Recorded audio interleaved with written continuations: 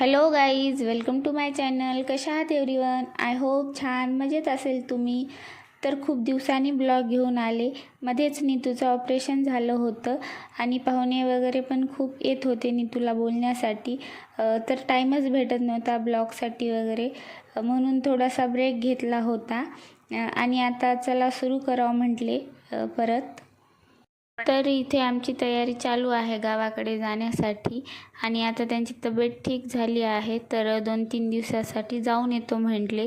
आणि थोडंसं वातावरण चेंज केलं तर तब्येत पण चांगली होती आणि थोडं फ्रेश पण वाटते. आणि मला पण जायचं होतं, पण माझं कॅन्सल झालं. मला इकडे आईकडे जायचं आहे म्हणून. आणि ते निघाले, बाय वगैरे केलं. तर मला पण आजच जायचं होतं आणि माझं पण आवरून घ्यायचं बाकीच होतं. तर अगोदर ही गॅलरी आवरून घ्यावं म्हटले, कारण हे प्लांट इथंच ठेवलं ना, इथं खूप जास्त ऊन येते आणि 2-3 दिवसामध्ये मग याची वाटच लागते, चांगली सुकूनच जातात पूर्ण. आणि पाणी टाकायला पण घरी कोणी नाही आहे, त्यामुळे इकडे ठेवून घेतले आणि खूप सारं पाणी टाकून घेतलं. 2-3 दिवस राहायचं आहे, तर झाडे सुकून नाही गेले पाहिजे या हिशोबाने पाणी टाकून घेतलं.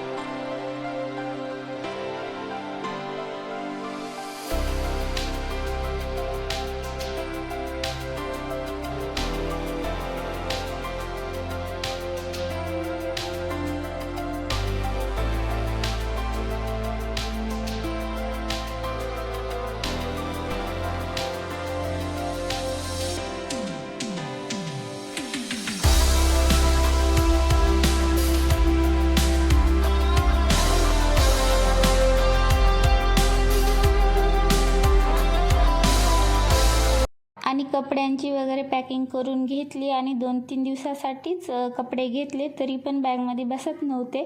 तर काही कपडे पिशवीमध्ये टाकून घेतले आणि भाऊ येणार होता माझा, तर सगळं आवरून घेतलं आणि रेडी झाले. नंतर त्यानं आला, आम्हाला सायंकाळच झाला निघण्यासाठी. आणि आमचं गाव काय जास्त दूर नाही, 1-अर्धा तास लागतो जाण्यासाठी. तर निघालो. आणि खूप दिवसाने आईकडे जात आहे, तर थोडीशी खुशी तर होतच आहे.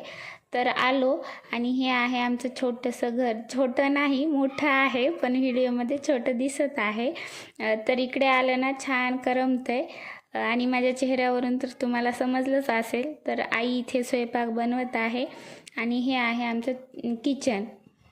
बाहेरची एक रूम पूर्ण बांधलेली आहे आणि मध्ये हे किचन आहे. तर हे पूर्ण मातीचं आहे आणि खूप साधं सिंपल आहे आमचं घर. पण हा साधेपणा आणि शांतता मला खूप जास्त छान वाटते. नंतर असे छान सगळ्यांनी बसून जेवणं वगैरे करून घेतले. चिकन बनवलं होतं. तर दुसरा दिवस. Good morning everyone. आणि गावाकडची सकाळ खूप फ्रेश असते. मस्त शुद्ध हवा, हिरवे हिरवे झाडे आणि छान वातावरण, एकदम फ्रेश वाटते. चला तर असो, ब्रश वगैरे केला, चाय वगैरे घेतला आणि आईला थोडीशी मदत करावं म्हटली. फ्रीज खूप घाण झालं होतं आणि आईला तर करणं होत नाही, कारण घरामध्ये खूप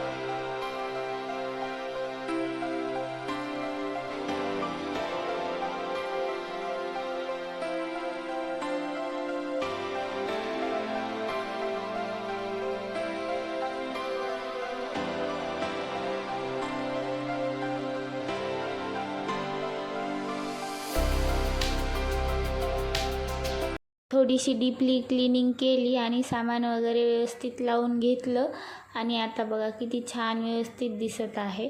तर नंतर आंघोळ वगैरे केली, फ्रेश झाले आणि घराजवळच एक मंदिर आहे महादेवाचं, खूप सुंदर आहे. तिथे पण जायचं आहे आम्हाला दर्शन घेण्यासाठी. नंतर आंघोळ करून घेतली, फ्रेश झाले आणि आमच्या घराच्या साईडला एक खूप छान महादेव मंदिर आहे, तर तिथे पण जायचं आहे. आता चाललो आम्ही महादेव मंदिराला. तर खूप दिवसापासून यायचं होतं पण येणं होतच नव्हतं. तर फायनली आज योग लागला दर्शन घेण्यासाठी. आणि गाव काय आमचं जास्त लांब नाही, तरी पण कामामुळे टाईमच भेटत नाही येण्यासाठी. आणि आज आलो. आता थोडंसं ऊन आहे, दुपारचा टाईम आहे म्हणून. आणि वर आलो तर ऊन नाही लागत इथे, कारण खूप मोठं पिंपळाचं झाड आहे आणि खूप छान शांत वाटत होतं इथं, एकदम प्रसन्न वाटत होतं. आणि अशा ठिकाणी आलं की खूप छान वाटतं. तर खूप लांबून लांबून लोक येतात इथे दर्शनासाठी. आणि पूर्ण गावामध्ये हे एकच महादेव मंदिर आहे. आणि मी खूप लहान होते तेव्हा इथे एक छोटीशी पिंड होते, बाकीचं काहीच नव्हतं. आणि नंतर माझे आजोबा महाराज होते, तर त्यांनी पूर्ण मंदिर तयार केले. आणि इथे माझ्या आजोबाची समाधी आहे आणि त्यांच्या पण वडिलांची समाधी आहे आणि त्यांच्या वडिलांच्या वडिलांची समाधी आहे, पणजोबाची पण आहे. त्यामुळे इथे यावं पण वाटते, एकतर दर्शन पण होते आणि त्यांच्या पाया पण पडणं होतात. नंतर पूजा केली, नारळ फोडलं आणि देवाला मनापासून प्रार्थना केली. आणि नारळ फोडण्यासाठी दुसरं कोणी नव्हतं, त्याच्यामुळं मलाच फोडावं लागलं. आणि म्हणतात ना बायकांनी नारळ फोडू नये, पण आता मीच फोडले, कोणी नव्हतं म्हणून.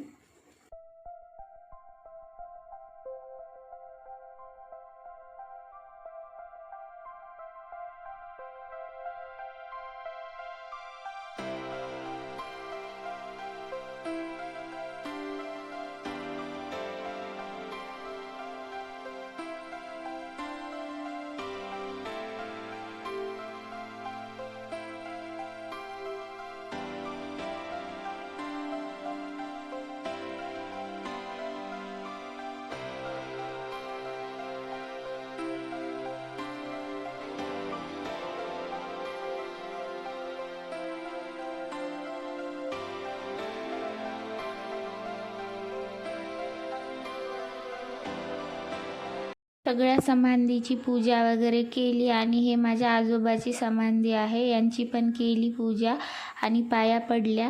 आणि हा व्ह्यू बघा किती छान आहे, गोदावरी नदीचा व्ह्यू आहे हा. आमच्या मंदिराच्या बाजूलाच हे गोदावरी नदी आहे आणि खूप छान वातावरण आहे इथलं, एकदम शांत. रस्त्यामध्येच बोर आहे, तर मस्त पाणी वाहत जात आहे. नंतर घरी आलो. आईने नाश्ता बनवला होता, पोहे.